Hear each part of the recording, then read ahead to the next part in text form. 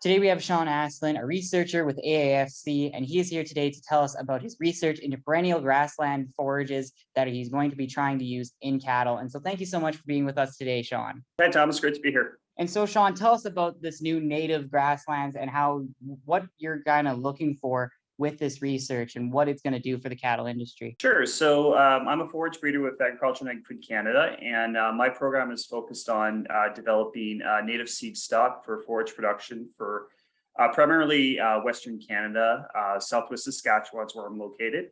So we do a lot of work on developing seed stocks with improved characteristics to make it easier for producers to work with native plant materials.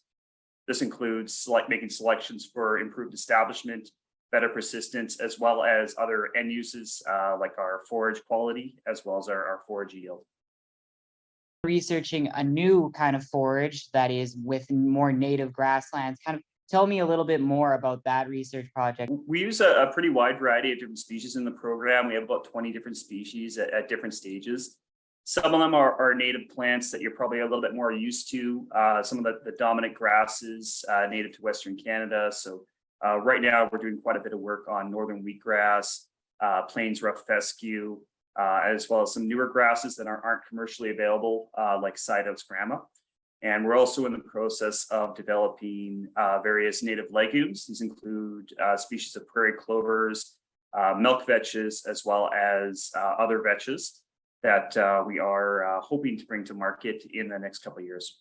What advantages would this give the average producer with these new legumes? Legumes are really interesting from an ecological sense because they fix nitrogen in the soil.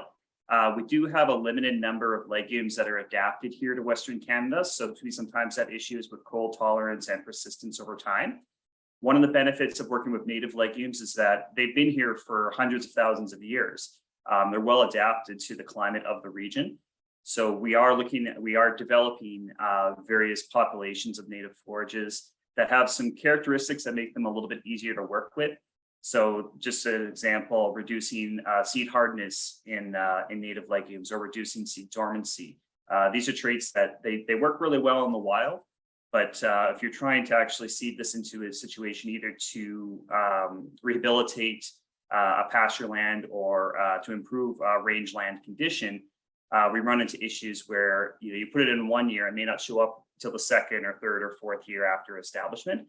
So it's essentially what it boils down to is making the new tools for producers so that it's easier for them to establish these materials based on their genetics, as well as just essentially reducing the risk involved with working with native plant materials. So if you put it in the ground, it's going to come up.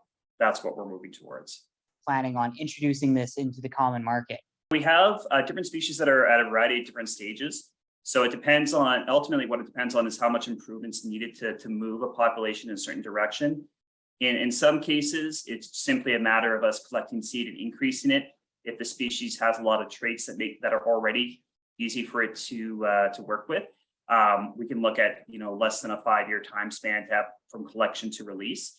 But realistically, for most breeding programs, when you are starting fresh, you are looking at between a 10 to 15 year cycle to really see advancement, because breeding is an incremental process. So it's kind of little baby steps, each cycle selection.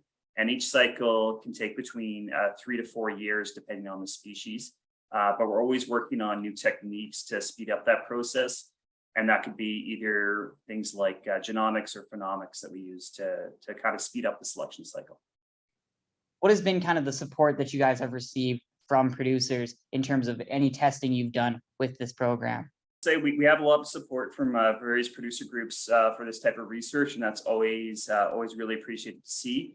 We're always happy to meet with groups and get feedback regarding any native plant materials. It's the producers where we get that information on, okay, what species are they looking for, or what are the primary production challenges that we have. So it's always great to have that feedback, and we always appreciate the support. Thank you so much for all the information, Sean, and we hope you have a great day. You as well. Thanks, Thomas.